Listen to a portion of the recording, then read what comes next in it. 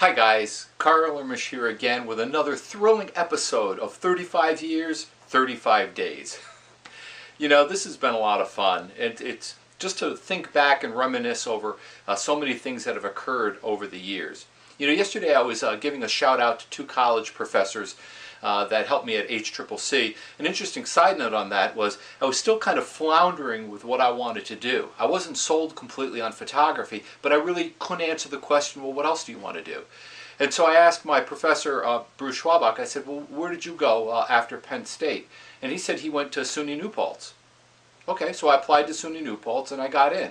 And that was step two of it. I grew up in the Hudson, New York area, so that wasn't too far from New Paltz. I knew what the Hudson River Valley area was like. But what it also introduced me to was New York City, which I really hadn't spent a lot of time in. So I went to New Paltz and, you know, took art. I minored in art history, which, well, I talk about having to memorize a lot of stuff. And I did photography. In fact, I spent a lot of time in the dark rooms at New Paltz. In fact, I was in a dark room when I heard about John Lennon. I don't know, where were you, if you were even here? But anyway, after college, I still didn't know what I wanted to do. And I was a photographer. So what do? You move to New York City. And that's what I did. I moved to New York City. And I was there. I lived in Hoboken, New Jersey. I worked at a color lab on 26th and 6th Avenue. And was making $200 a week. My rent was $200 a month, so that worked out. But as soon as I would get home, I'd open up the door, cockroaches would scurry all over the places. That was just a common staple at that kind of rent level. Disgusting, truly disgusting. Well, anyway, I was there for 4 months. And then through a number of different channels, I heard about a photography studio that was being sold in Herkimer, New York. Herkimer, that's where I started college. How did that happen? Well, anyway, I was giving some thought to it, and I was kind of weighing the pros and cons. I mean, I could live in New York City like a pauper. I mean, $200 a week is no way to live in New York City, believe me. Even by today's standard, $800 a week is no way to live in New York City. Or I could own my own business in the foothills of the Adirondacks.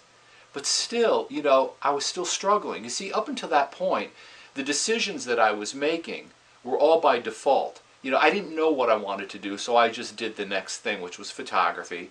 And then I didn't know what I wanted to do, so I did the next thing. I went to college for photography.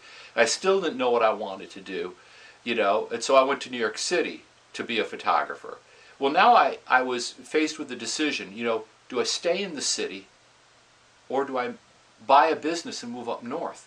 You know, it was a defining time in my life. It was where I truly, for the first time, took a hold of the idea that I was a photographer and that would be my life's work. And I bought the studio. And something happened inside of me. It was almost like this plant, the seed that was planted years ago. All of a sudden, I began to see that I loved it. That it gave me access not only to all different types of creative endeavors, but I could make money for myself. The harder I worked, the more I would make. And that was up to me. I didn't have to work for $200 a week because that's what my employer thought I was worth. And so that was just a big, big decision point in my life, to leave the city and to travel to upstate New York. And it's been my home now for 35 years. And I love it. I love it. In fact, I have a good friend, Marcia Mason, who used to say to me, she said, Carl, let me tell you one thing. And this is when I first moved here. She said, Herkimer is a wonderful place to live if you can afford to leave. Now, I know that sounds, you know, like we're saying taboo on Herkimer, but it's actually quite the opposite. The point is you need to get out. You need to go to the city. You need to go up to Canada. You need to travel out west. You need to go to Europe. You need to go away. And every single time that I did, I came back with a deeper and richer appreciation for where I live. So the question I have for you today is, what turning point decisions did you make in your life? What turning point decisions are you facing now? All I can say to you is you're never going to know what the future will bring unless you take that step. So share it with us. Let us know, you know, what major decisions shape the course of your life. And I look forward to seeing you tomorrow. Take care, guys.